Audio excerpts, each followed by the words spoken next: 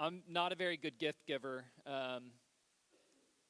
I never really have been. My mom is great, but it's also played out in our marriage. I have a very gracious wife who forgives it of me, although early in marriage, one of the famous stories now on her side of the family is that in trying to communicate to her family how unimportant gifts were to me, she told them that I hate Christmas, and which is not true.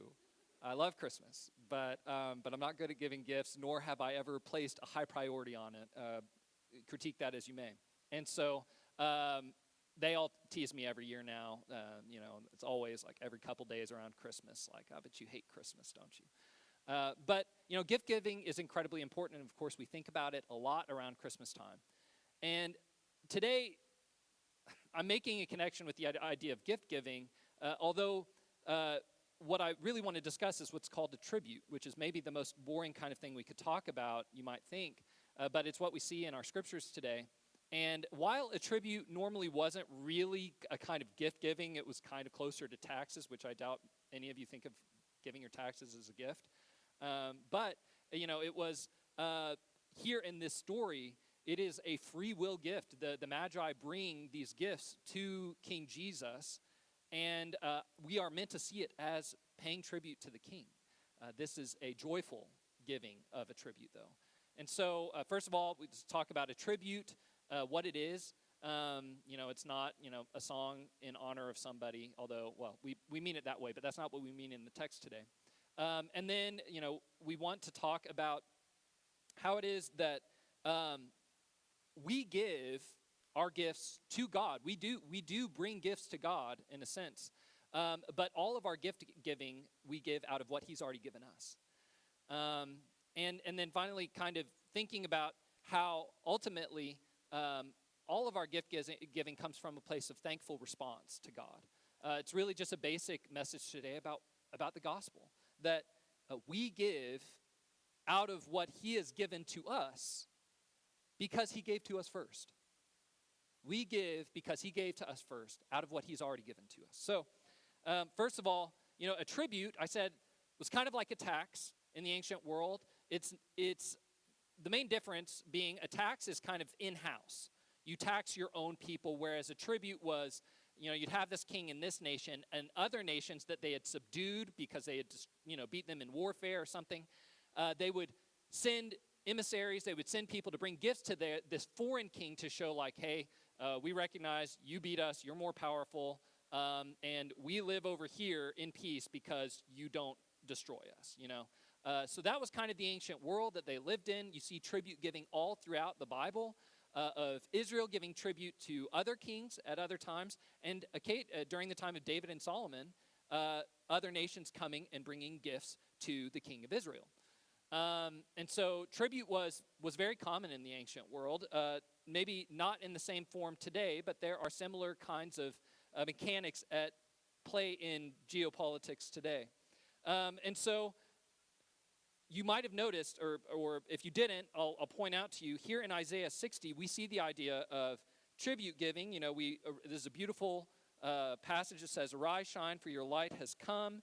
And then it goes on in verse 3 to say, "Nations will come to your light, and kings to the brightness of your rising." It's this image of, a star or the sun rising and people coming toward the light. And then it describes people bringing tribute, like in verses 5 and 6.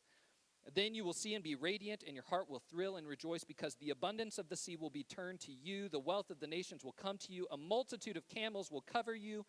And then it says, and this is what's interesting for us today, at the end of verse 6, "They will bring gold and frankincense and will bear good news of the praises of the Lord."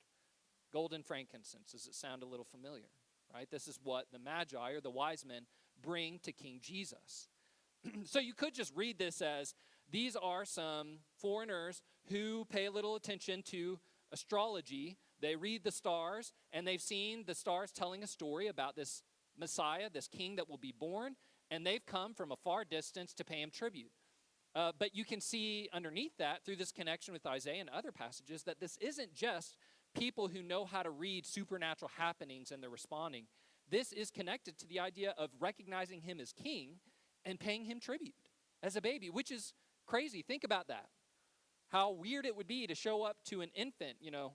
The longer I live with an infant, the more this seems absurd to me to come and, worship a baby and give a baby gifts. Like, he doesn't care what gifts we give him. He doesn't even know who I am. And so this is a really intense scene where the Magi come in and they tell King Herod, where's this king? Which is, to my mind, not very wise. Come and tell the current king, hey, where's this other king that's been born? How does that not arouse suspicions? Which it does. And then they go and pay this baby tribute. Now, of course, for you and me, we don't pay tribute today. But there is a sense in which I think all of us, or many of us, think about kind of offering things to God. Whether you think of it, you've probably never thought in terms of tribute. Maybe if you're like me, you've come to think of yourself more in the terms of like the sacrificial offerings of the Old Testament, that you bring your heart and your sacrifices and your good deeds to God as kind of an offering to him, much like ancient Israelites might have brought, a lamb or turtle doves or whatever to God to sacrifice to him. And of course, this can be good. We don't sacrifice animals anymore, but, all throughout the scriptures and the Psalms, we hear, bring God as a sacrifice of thanksgiving and of praise, and, that good deeds are pleasing to the Lord. We're called to give him good deeds. This is a part of relating to him. And so doing things for the Lord, giving gifts to God, saying like, God, you've given so much to me, I want to give something back to you, is good. But it is always important for us to remember, or maybe be reminded, not to slip into what we call works righteousness, of believing that in some way we can earn or buy God's favor or his attention or salvation by doing the good things that he's commanded us to do, or by bringing him gifts. Ultimately, all of our giving to God is out of gratitude for what he's already given to us, already done for us. And so when you do a good work, or when you bring something in your heart to God in prayer or in doing good deeds or whatever, watch your heart. We need to always watch our heart, that we don't do so out of a sense of like earning our standing with God or getting his attention because we have to buy it with this tribute. That we give gifts to God not because he needs him. As God says in one of the Psalms, he says, do you think I drink the blood of goats and of lambs? The cattle on 1,000 hills are mine, which is where I think the local cowboy church got their name, 1,000 Hills. He doesn't need any of our gifts. In a sense, Jesus didn't need any of the gifts from the Magi, although I bet that gold came in handy when they had to flee to Egypt for a while. God doesn't need our gifts, and yet it belongs to a loving relationship of gratitude that you give gifts to one another, right? It's because you love and appreciate your spouse, your children, your friends, that you give a gift as a token, as a symbol of, I love you, I appreciate you, you are valuable to me. This is a small way of showing it, but I want you to know. It's concrete.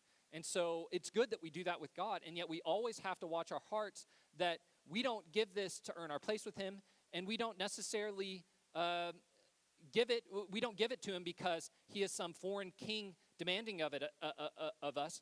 In fact, where this is different is that this is in-house. This isn't a tribute. It's not a tax.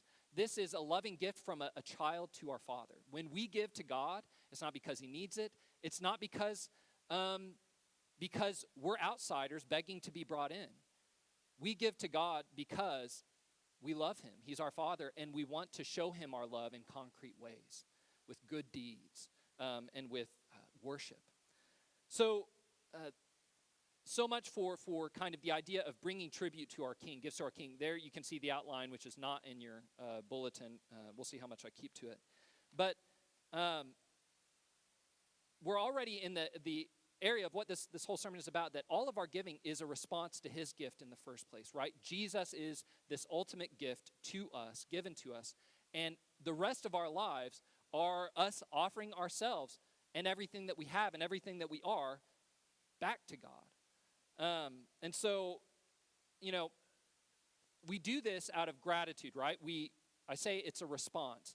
We give to God because we love him, because we're thankful for what he's done for us and what he will do for us. So much of our giving to God is anticipating what he has promised. So in our Psalms, especially in Psalm 72, the people from the other nations are coming to God because he is giving judgment.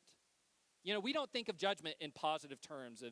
When we think of judgment, we think of a scary day and God coming in judgment. But here in Psalm 72 and so many places in Scripture, God coming in judgment is the best possible news because he's the only one who can bring fairness and justice. He's the only one that can make things right. And, this week I've been really reminded in personal relationships, I've had a number of situations come up where judgment was just impossible. I've got, two friends who are really struggling in their marriage and have been pretty much since they got married. And my friends and I have been on the front row seats from the beginning. We were groomsmen. And so we took vows of holding them to their marriage vows and to help them, stay faithful in their marriage. And yet for years now, we've been put in the position of whether we wanted to or not, kind of playing referees, like who's done what, and them, telling on each other to us. It's a bad situation, just unhealthy all around. But I have felt again and again, and we have felt that we are not good judges. We do not know, we cannot play referee on the minutia, the he said, she said, and figuring out who all did what wrong in this relationship, right? And I could tell you many other stories of situations and relationships where it is just impossible to judge. I do not know. I try my best. And yet I feel the whole time through, I'm not a good judge of these things. I do not have enough information. I do not know their hearts. I do not have the video camera footage, And it's not just, personal relationships. It is, we feel at the greatest scale in the world our incapacity to judge correctly, right? How many wars are ongoing or potentially could start, that we really wish there was a good arbitrator. Right now the United States often acts and has for a while as this kind of intermediary or helping trying to, restore peace or whatever, and we see and we feel just how inadequate we are to do it. As best as people may try to end wars or to negotiate or to bring about justice, humans just sure aren't good at it. We're awful at it. Never have been. It's not just these last years, wars get started and wars continue because we are not good judges in the first place. And we are not good arbitrators of conflict. And so the Bible speaks to that powerfully when it says that we need a judge, and we have a judge who is the perfect judge, and he is revealed in Jesus Christ, right? And so because we anticipate that coming judgment, which will be truly fair and equitable and done in perfect knowledge, we already are bringing our gifts, our tribute to the one true King, Jesus, who we know will arbitrate it well. He will bring justice between nations and between spouses and between friends and coworkers, and the list goes on, right? So we give to God because of what he already has done, and we are thankful for that, and because we are so excited for what he will do, that we want to be a part of it now and show him by our most valuable gifts. That's the thing. A tribute was not, your leftovers. It was not, or if it was, you weren't going to get much favor with the king. You brought the best of the best. You brought the best fruit, the best stones, the best metals, the most valuable things you had to communicate. We recognize that you are the one that has the power here, that you deserve our faithfulness. And so with God, when we bring him our gifts, we don't bring him the leftovers. We don't give him what is reasonable. We give him what is best, most valuable of ourselves. And we kind of have to ask ourselves, what is most valuable that we can give God? What is my best? So often I have to confess to God, I gave you my mediocre today. I gave you slightly above average. I might have justified to myself thinking this is better than what many people would give, in this situation. But that is not what a truly grateful relationship of giving what is most valuable is. It's when we are to give to God, we're not called to give him the remainder. We're called to give him our first and our best. So we see this in Paul in his letter to the Ephesians. He's talking about his own ministry, and he keeps talking about the grace that was given to him. I don't know if you remember that, but he's talking about his mission. His mission was to announce the good news to the Gentiles that they get to be co-heirs. They get to inherit everything else, everything that the Jewish people do. That God's promises are not just for the Jews. They are for anybody who comes to God through faith in Jesus Christ. And so they get to inherit everything that the Jews do. And his grace, which means his gift, the gift that God has given him, is that he gets to serve the church and the Gentiles in making sure they know that good news. So here's kind of, where the rubber meets the road for us. All that we have is a gift from God. That's grace. Not just what he did to bring us to salvation, but everything he gives to us. Sunlight, rain, a roof, clothing. Everything we have is a gift from God. It is his grace. And everything unique that he has put in my heart and equipped me to do is grace as well. And so when I serve in his name, the church, when I serve you or others, all of it is done out of the gift that he gave to me. It is not mine, and I'm simply returning it. And he doesn't just deserve, 10%, he deserves all, because it is all his, right? And he shares it with me, but I give it back because I know that it's not really mine in the first place. And so, similarly, we need to ask ourselves, what grace has been given to us? Yes, materially, yes, relationally, yes, with skill sets, but what spiritual gift has God placed on us in order to serve the church, not because out of necessarily obligation. If you have to do it out of obligation, that's better than nothing. But really, truly out of gratitude and joy and love for the one who gave it to us, and it belongs to him in the first place.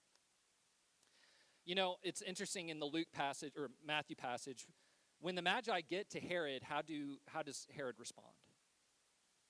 It says that he was troubled. And was he the only one? No. It says, and all Jerusalem with him. It's really fascinating.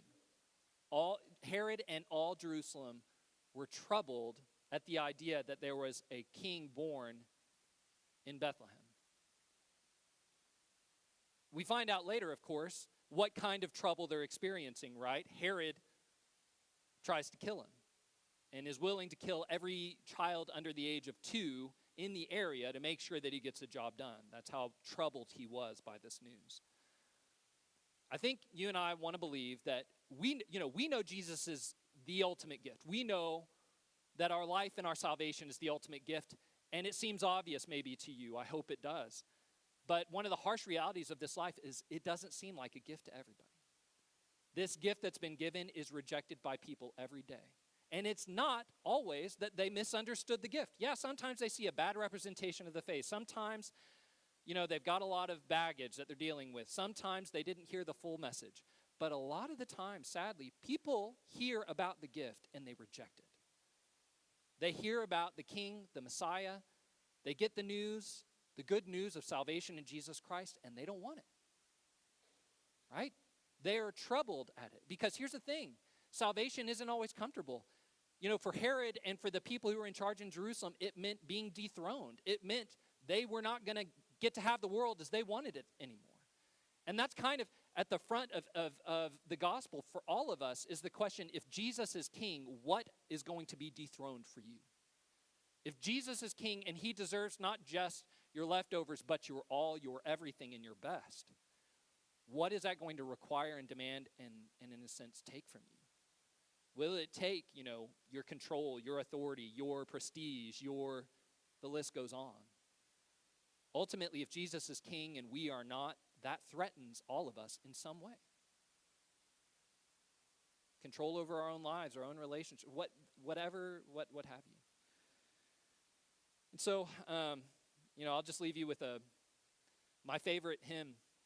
I don't know if I'll try to sing it because I will surely cry if I do, but one of my favorite Christmas hymns is, what's wrong with me?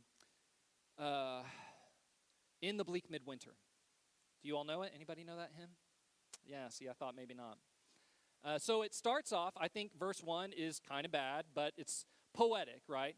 In the bleak midwinter, frosty wind made moan, earth stood hard as iron, water like a stone. Have you ever heard this? Snow had fallen, snow on snow, snow on snow.